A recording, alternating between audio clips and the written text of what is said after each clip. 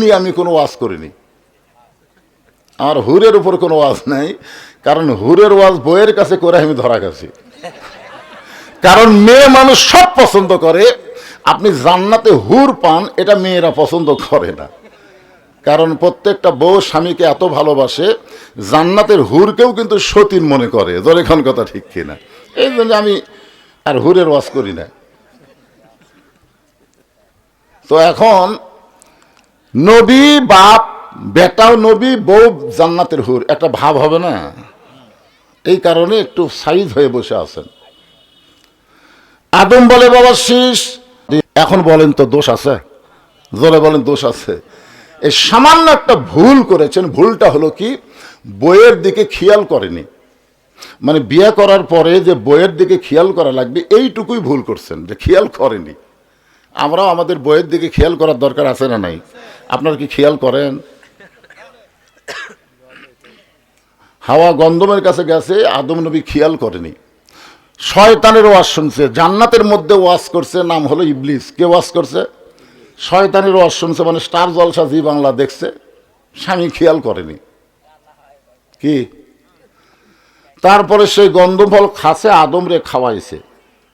তো আমরা আমাদের বিবির দিকে আমাদের খেয়াল করা লাগবে। খেয়াল না করা একটা বিশাল ভুল।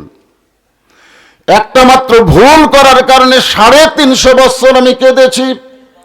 কোরআন শরীফের মধ্যে আল্লাহ সেই আয়াতটা তুলে দিয়েছেন আমাদের জন্য। রব্বানা, সকলে পড়েন রব্বিয়ালাহ, সকলে জবান খুলে বলেন আশহাদু আল্লা ইলাহা ইল্লাল্লাহু ওয়াহদাহু লা শারীকা লাহু ওয়া আশহাদু আন্না মুহাম্মাদান আবদুহু ওয়া রাসূলুহু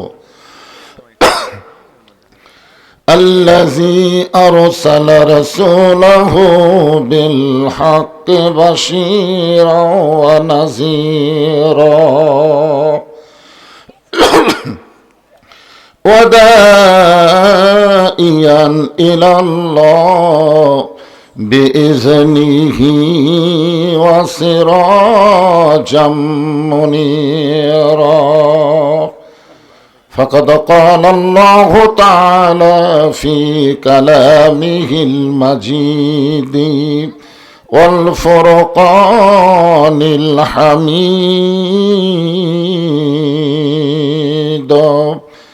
জবান খুলে সকলে পড়েন আউযু বিল্লাহি মিনাশ শাইতানির রাজিম বিসমিল্লাহির রহমানির রহিম الذي خلق الموت والحياة ليبلوكم أيكم أحسن عملا وهو العزيز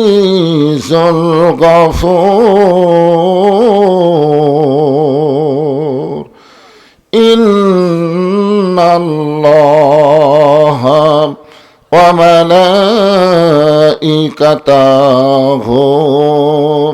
يصلون على النبي يا أيها الذين آمنوا صلوا عليه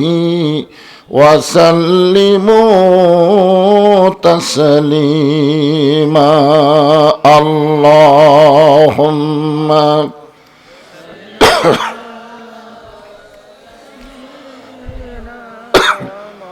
مولانا محمد وعلى آل سيدنا شفيعنا উহুদের ময়দানে রাসূল ভেঙেছ দান তথা ফিরেছ এ জমিনে ইসলাম ভুলে গেছি মোরা সে রাসূলের বিধান, ভুলে গেছি মোরা আল্লাহরই কোরআন, নামেতে শুধুই মুসলমান। সাল্লাল্লাহু আলা মুহাম্মাদ সাল্লাল্লাহু আলাইহি ওয়াসাল্লাম, সাল্লাল্লাহু আলা মুহাম্মাদ সাল্লাল্লাহু মশরিকে হুব্বে মুহাম্মদ। সকলে বলি সাল্লাল্লাহু। मतलाए दीवानी माँ, मतलाए खुर्शीद इश्कास, सीनाए सजानी माँ, बलगल उला भी कमालिही, कशफत दुजा भी जमालिही, हसनत जमीओ खिसालिही, सल्लो अलैहि व आलिही, अल्लाहुम्मा आमीन। জান্নাতের বাগান থেকে জান্নাতি মানুষদেরকে নিয়ে আমি গুনাহগার তোমার রহমতের দরজায় দোখানা হাত তুলেছি আল্লাহ। হাসরের ময়দানে জাব্বার আর কাহার নামে রূপ নিয়া তুমি যখন বিচার শুরু করবে, তোমার সামনে দাঁড়ায়া সমস্ত নবীরা নাফসি নাফসি বলে কানতে থাকবে। এমন কঠিন অবস্থা হাসরে হবে, সেদিন সমস্ত নবী তার উম্মতকে ভুলে যাবে, শুধু বলবে আল্লাহ আমার কি হবে, আমার কি হবে। একমাত্র দরদি নবী শাফাআতের কান্ডারি ইয়া রব্বি হাবলি উম্মতি বলে সেজদায় পড়ে যাবে। সেই কঠিন মুসিবতের সময় আজকের এই মাহফিলকে ওসিলা করে আমাদের সবাইকে রাসূলের উম্মতের কাতারে আল্লাহ কবুল করে নিও। সুবহানা রাব্বিকা রাব্বিল ইজ্জাতি আম্মা ইয়াসিফুন ওয়া সালামুন আলাল মুরসালিন আলহামদুলিল্লাহি রাব্বিল আলামিন। লা ইলাহা ইল্লাল্লাহ। আল্লাহর জিকির করতে কোনো শরম নাই, জবান খোলেন লা ইলাহা ইল্লাল্লাহ, লা ইলাহা। চাঁদ সূরজ আর গ্রহ তারা আল্লাহ নামের পাগল পারা, চাঁদ সূরজ আর গ্রহ তারা আল্লাহ নামের পাগল পারা। আমার আল্লাহ নামের এতই দয়া,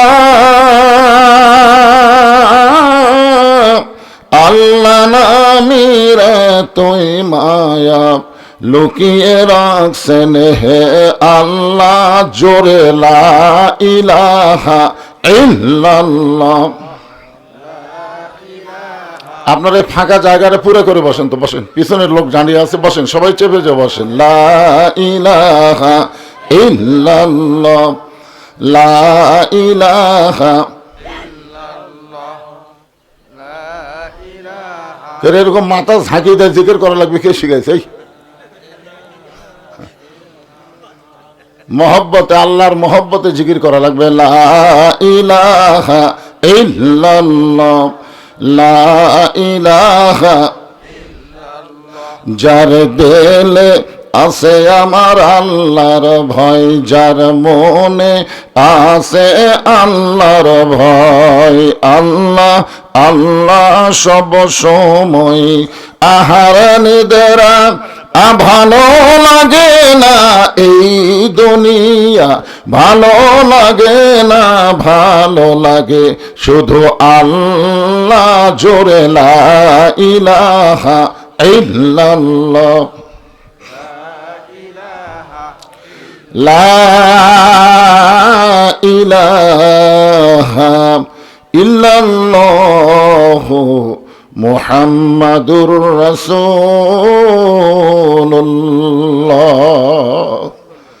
সকলেই নবীর মহব্বতে, রাসূলের মহব্বতে জবান খুলে বলি সাল্লাল্লাহু আলাইহি ওয়াসাল্লাম। মাসিমপুর চালুঞ্জা কালুতলা হযরত ওবাই বিন কাব রাদিয়াল্লাহু তাআলা আনহু নুরানি হাফিজিয়া মাদ্রাসা কমিটি কর্তৃক আয়োজিত আজকের এই 32তম তাফসিরুল কোরআন মাহফিলে আল্লাহ তাআলা যিনাকে সম্মানিত সভাপতির আসনে কবুল করেছেন, আলহাজ মাওলানা মোহাম্মদ ইউনুস আলী ফকির, অত্যন্ত যোগ্যতম আলেমে দ্বীন, পিলখঞ্জ ফাজিল মাদ্রাসার সাবেক সম্মানিত অধ্যক্ষ, আজকের এই মাহফিলের সম্মানিত সহসভাপতি জনাব আলহাজ মোহাম্মদ খলিলুর রহমান খান, সম্মানিত সভাপতি দ্বয়কে অন্তরের অন্তঃস্থল থেকে আমি শুভেচ্ছা জ্ঞাপন করছি। সম্মানিত প্রধান অতিথি জনাব মোহাম্মদ সাইফুল ইসলাম, কাস্টম অফিসার, ঢাকা, আজকের এই মাহফিলের সম্মানিত প্রধান অতিথিকে অন্তরের অন্তঃস্থল থেকে আমি শুভেচ্ছা জ্ঞাপন করছি। সম্মানিত বিশেষ অতিথিবৃন্দ, সম্মানিত অতিথিবৃন্দ, সম্মানিত সুধীজন, সম্মানিত আলেম ওলামা, আপনাদের মাঝে মাঝে যে সমস্ত আলেম ওলামা বসে আছেন, মঞ্চে আছেন, মাগরিবের নামাজের পর থেকে এত রাত পর্যন্ত কোরআন হাদিসের আলোকে অত্যন্ত গুরুত্বপূর্ণ আলোচনা করে আপনাদেরকে শোনালেন, আলেম ওলামা সহ আজকের মাহফিলের বক্তাগণকে অন্তরের অন্তঃস্থল থেকে আমি শুভেচ্ছা জ্ঞাপন করছি। এই মুহূর্তে আমার সামনে যারা বসে আছেন, যেনাদেরকে আল্লাহ দয়া করে, রহম করে, মেহেরবানি করে এই জান্নাতের বাগানে কবুল করেছেন, আমি যখন বললাম কবুল করেছেন তখন আপনাদের কিছু একটা বলা দরকার ছিল। আপনারা কি মনে করছেন যে নিজের ইচ্ছা করে আপনি এখানে আইছেন? আল্লাহ যদি না চাইতো এই জায়গার মধ্যে আপনারা আসতে পারতেন না। আল্লাহ চাইছে, এটা কোরআনের কথা, মা আসাবাকা মিন হাসানাতিন ফামিনাল্লাহ। বান্দা বান্দির দ্বারা যখন কোনো ভালো কাজ হয়, এ কাজ বান্দা বান্দি করে না, বরং আল্লাহ করায়। এখন আপনারা বলেন তো, কোরআন কারিমের মাহফিলে বসা ভালো কাজ না খারাপ কাজ? তাহলে এই কাজকে আপনারা করলেন না আল্লাহ করালো? তাহলে এই মুহূর্তে আমরা এটা বিশ্বাস করতে পারি, আমরা যত বড়ই পাপী হই না কেন, আল্লাহ আমাদের উপরে রাজি আছেন। আল্লাহ যদি রাজি না থাকতো, বাহিরে মেলার মধ্যে ঘোরাতেন, রাস্তাঘাটে ঘোরাতেন, আসার সময় দেখলাম বহু যুবকেরা বাহিরে ঘুরতেছে, ওরা ভিতরে ঢুকতেই পারতেছে না। আসলে বাহিরে ঘোরার পিছনেও কারণ আছে, এটা একটা কারণ আর কি, সে কারণগুলো বলবো ইনশাল্লাহ। কি কারণে ওরা ঘুরতেছে, আপনারা কি কারণে বসেছেন, অবশ্যই কারণগুলো জানার দরকার আছে না নাই? অবশ্যই জানতে হবে। তাই এত রাত্রে এখনো পর্যন্ত যারা বাহিরে ঘোরাঘুরি করতেছেন, আমি বলবো আল্লাহর ওয়াস্তে আপনারা সবাই ভিতরে চলে আসেন। আর যারা ভিতরে বসে আছেন, আমি আপনাদের একটু অনুরোধ করব, কারো সামনে ফাঁকা থাকলে জমে বসেন ভাই। পিছনে জায়গা থাকলেও কাপড় নাই, এখন বসবে কার উপরে? খেড়ও নাই, কাপড়ও নাই। এই জন্য আপনারা একটু আল্লাহর হস্তে অন্য ভাইদের বসতে দেওয়ার জন্য চেপে চেপে বসবেন ইনশাল্লাহ। আপনারা তো আর খুঁটা হননি, খুঁটা হয়েছেন? খুঁটে এক জায়গায় পুঁতলে আর লড়ান যায় না, আবার তোলা লাগে, তারপরে আবার অন্য জায়গায় পথ দেওয়া লাগে। আপনার কি খুঁটে যে তুলে আবার অন্য জায়গা টানা লাগবে? ইচ্ছা করলেই হরকতে বরকত হয়, ইচ্ছা করলে সামনের দিকে আপনি জমতে পারবেন, ইচ্ছা করলে। তো যে আল্লাহ দয়া করে, রহম করে আজকের এই জান্নাতের বাগানে আমার সামনে আপনাদের কবুল করলেন, আমি আমার অন্তরের অন্তঃস্থল থেকে আপনাদের সবাইকে শুভেচ্ছা জ্ঞাপন করছি। সম্মানিতা মা বোনেরা, পর্দার অন্তরালে বসে বসে যারা আলোচনা শুনতেছেন, আমি তাদেরকেও শ্রদ্ধা জ্ঞাপন করে এই মুহূর্তে জানতে চাচ্ছি আপনারা সকলে কেমন আছেন?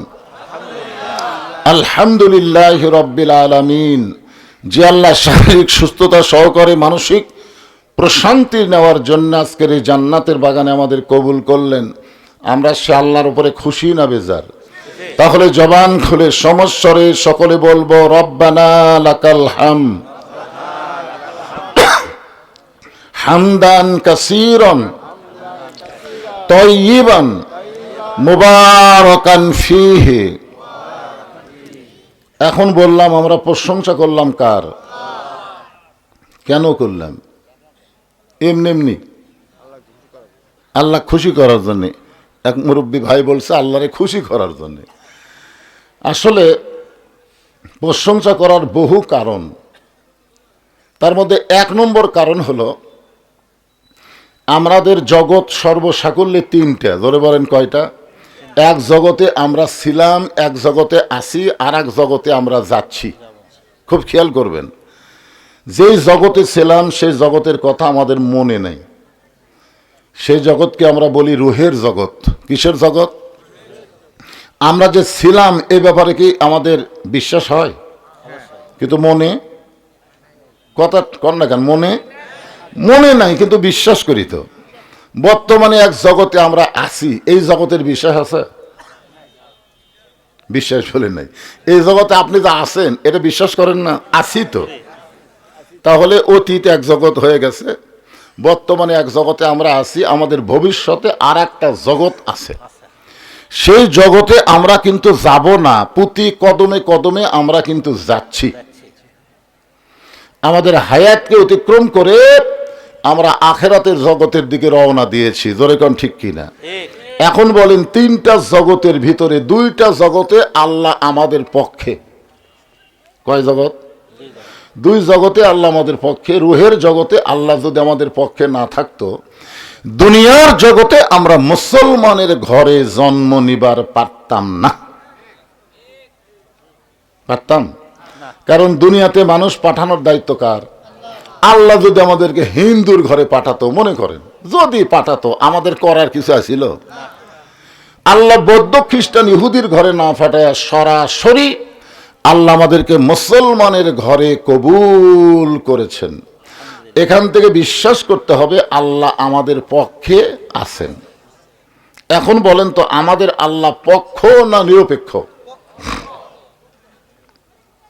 পক্ষ। যার কারণে আল্লাহ বলেছেন, অমাইয়াবতাগি গায়রাল ইসলাম দীনান ফালাই ইউকবালা মিনহু। ইসলাম ছাড়া অন্য কোনো জীবন ব্যবস্থা, ধর্ম কেউ যদি গ্রহণ করে, আল্লাহ বলেছেন কখনোই তা কবুল করা হবে না। আল্লাহর কাছে একমাত্র কবুলযোগ্য জীবন ব্যবস্থা ধর্মের নাম কি? ইন্না দীনা ইনদাল্লাহিল ইসলাম। আর সেই ইসলামের মধ্যে আল্লাহ আমাদের মুসলমান হিসেবে কবুল করেছে। এতে বোঝা যায় আল্লাহ আমাদের পক্ষে আছেন। তো আল্লাহ যদি আমাদের পক্ষে থাকে, আমরা আল্লাহর প্রশংসা করব না? এই জন্য জবান খুলে বলি আলহামদুলিল্লাহ। আল্লাহ আমাদের এত পক্ষে যে অন্য কোন নবীর উম্মত আমাদেরকে না বানায়া বিশ্ব নবীর উম্মত হিসাবে আল্লাহ আমাদের কবুল করেছেন। আল্লাহ ইচ্ছা করলে আদম নবীর সময় আমাদের পাঠাবার পারতেন না? নূহ নবীর সময় আমাদের পাঠাবার পারতেন, অন্য যে কোনো নবীর সময় আল্লাহ আমাদের পাঠাবার পারতেন। কিন্তু ওই সকল নবীর উম্মত না করে আল্লাহ আমাদেরকে বিশ্ব নবীর উম্মত করার কারণে আমাদের লাভ কি? লাভটা তো বোঝা লাগবে। এই নবীর উম্মত হওয়ার মধ্যে লাভ কি আছে? আদম আলাইহিস সালাম একদিন রাস্তা দিয়ে যাচ্ছিলেন। আদম আলাইহিস সালাম যাওয়ার সময় দেখে তার বেটা শীষ আলাইহিস সালাম বসে আছে, কিন্তু বসার সাইজ নেই। আপনার যেখানে বসে আছেন, বসার একটা সাইজ থাকা লাগবে না? কি খন? একটা বসার নাম হলো আলগা বসা, আর একটা বসার নাম হলো ডাবা বসা। শীতের দিন আলগা হয়ে বসে লাভ আছে? ডাবা বসা লাগবে। ডাবা বোঝেন না? হ্যাঁ, দেখেন হাসিনা কিন্তু বসেছিল, এমন বসা বসেছিল যে 41 সালের আগে উঠবেই না। ধরে কোন কথা ঠিক কিনা? কি বসার সাইজ! আপনারা একটু ভালো মতো বসেন। আদম বললেন, বাবা শীষ এরকম বেসাইদা বসার কারণ কি? শীষ আলাইহিস সালাম বললেন, বাবা 3 কারণ। কয় কারণ? 1 নম্বর কারণ হলো আমার বাবা আল্লাহর নবী। 2 নম্বর কারণ হলো আমি নিজেও নবী। 3 নম্বর কারণ হলো আমি বেহেশতের হুর বউ হিসাবে দুনিয়াতেই পাইছি। আমরা জান্নাত পাইলে হুর পাবো, ঠিক কিনা বলেন? আমরা মরদ মানুষ, পুরুষ মানুষ জান্নাতে গেলে কি পাবো? কথা কয় না রে বারে, যেটা পাবেন সেটা বলবেন না। আমার বহু ওয়াজ আপনারা শুনছেন, কিন্তু হুর নিয়ে আমি কোনো ওয়াজ করিনি। আমার হুরের উপর কোনো ওয়াজ নাই, কারণ হুরের ওয়াজ বইয়ের কাছে করে আমি ধরা গেছি। কারণ মেয়ে মানুষ সব পছন্দ করে, আপনি জান্নাতে হুর পান এটা মেয়েরা পছন্দ করে না। কারণ প্রত্যেকটা বউ স্বামীকে এত ভালোবাসে, জান্নাতের হুরকেও কিন্তু সতীন মনে করে। জোরেখন কথা ঠিক কিনা? এই জন্য আমি আর হুরের ওয়াজ করি না। তো এখন নবী বাপ, বেটাও নবী, বউ জান্নাতের হুর, একটা ভাব হবে না? এই কারণে একটু সাইজ হয়ে বসে আছেন। আদম বলে, বাবা শীষ নবীর বেটা নবী না হইয়া, বেহেশতের হুরের স্বামী না হইয়া, আখিরি জাহানের নবীর পয়গম্বরের উম্মত যদি হতে পারতে, তাহলে তোমার জীবন ধন্য হয়ে যেত। আচ্ছা, আখিরি নবী বলতে কোন নবী বুঝতেছেন? এই ব্যাপারে কি কোরআনে দলিল নাই? আছে? মা কানা মুহাম্মাদুন আবা আহাদিম মির রিজালিকুম রাসূলুল্লাহি ওয়া খাতামান নাবিয়্যিন। একেবারে আল্লাহ ডাইরেক্ট বলে দিয়েছেন আমাদের নবীর নাম ধরে, খাতামান নাবিয়্যিন। আমাদের নবী হলেন শেষ নবী। ধরে কোন কি নবী? শীষ বললেন, বাবা নবীর বেটা নবী না হইয়া, বেহেশতের হুরের স্বামী না হইয়া, শেষ নবীর উম্মত হলে জীবন ধন্য হতো। এইটা কেমনে? আদম বললেন, শীষ আমি জীবনে একটা ভুল করেছিলাম। নবী অপরাধ করেছেন এ কথা বলা ঠিক না। কুল্লু নাবিউন মাসুম আইন, প্রত্যেকটা নবীরা হলো বেগুনা মাসুম। সুবহানাল্লাহ বলেন। আদম নবী কিন্তু ভুল করেছেন, অপরাধ করেন নাই। অপরাধ করেছেন আমাদের মা হাওয়া। অপরাধ কে করছেন? আমাদের মা হাওয়া গন্ধম গাছের কাছে গেছে, গন্ধম ফল খাসে, শয়তানের প্ররোচনায় শরবত বানায় আমাদের বাবা আদমকে খাওয়াইছে। আদম নবী যখন জানলেন যে শরবতের মধ্যে গন্ধম আছে, তখন তিনি ঢুকি চিপি দিলেন না, বরং টুটি চাইপে ধরলেন আর ডান হাতখানা মুখের মধ্যে দিয়ে রক্ত বমি করলেন। এখন বলেন তো দোষ আছে? জোরে বলেন দোষ আছে? এই সামান্য একটা ভুল করেছেন। ভুলটা হলো কি? বইয়ের দিকে খেয়াল করেনি। মানে বিয়ে করার পরে যে বইয়ের দিকে খেয়াল করা লাগবে, এইটুকুই ভুল করছেন, যে খেয়াল করেনি। আমরাও আমাদের বইয়ের দিকে খেয়াল করার দরকার আছে না নাই? আপনারা কি খেয়াল করেন? হাওয়া গন্ধমের কাছে গেছে, আদম নবী খেয়াল করেনি। শয়তানের ওয়াজ শুনছে, জান্নাতের মধ্যে ওয়াজ করছে, নাম হলো ইবলিস। কে ওয়াজ করছে? শয়তানের ওয়াজ শুনছে, মানে স্টার জলসা জি বাংলা দেখছে, স্বামী খেয়াল করেনি। কি? তারপরে সেই গন্ধম ফল খাসে, আদম রে খাওয়াইছে। তো আমরা আমাদের বিবির দিকে আমাদের খেয়াল করা লাগবে। খেয়াল না করা একটা বিশাল ভুল। একটা মাত্র ভুল করার কারণে 350 বছর আমি কেঁদেছি। কোরআন শরীফের মধ্যে আল্লাহ সেই আয়াতটা তুলে দিয়েছেন আমাদের জন্য। রব্বানা, সকলে পড়েন, রব্বানা যালামনা আনফুসানা ওয়া ইল্লাম তাগফির লানা ওয়া তারহামনা লানাকুনান্না মিনাল খাসিরিন। এতই কান্দা কানছে, বুঝলেন? কানতে কানতে চোখের পানি দিয়ে আমাদের বাবা আদমের এই গালের গোস্ত পর্যন্ত খসে গেছে। এতই কান্না কানছে। কানতে কানতে এক সময় বিরক্ত হয়ে গেছে। কানতে কানতে বিরক্ত যে আল্লাহ এতই কান্দা কান দিয়ে আমার তওবা কবুল হয় না। কি কন? আমরাও কিন্তু 15.5 বছর কম কান্দা কান্দিনি। কথা ঠিক কিনা? সাইদে হুজুরকে জেলখানা থেকে বের করে হাসপাতালে যখন হত্যা করলো, তখন মানুষ চিন্তা করলো খালি কানলে হবি না, জাগা মতো কান্দা লাগবে। ধরে কোন কথা ঠিক কিনা? জাগা মতো এমন কান্দা কানছে, পরের বছর ওই আগস্টের 5 তারিখে আল্লাহ কান্না কবুল করছে। কি মনে করছেন? কাদার মতন কান্না করা লাগবে। আদম বলে, বাবা শীষ কানতে কানতে কান্নার সাগরে ডুব দিয়ে দেখলাম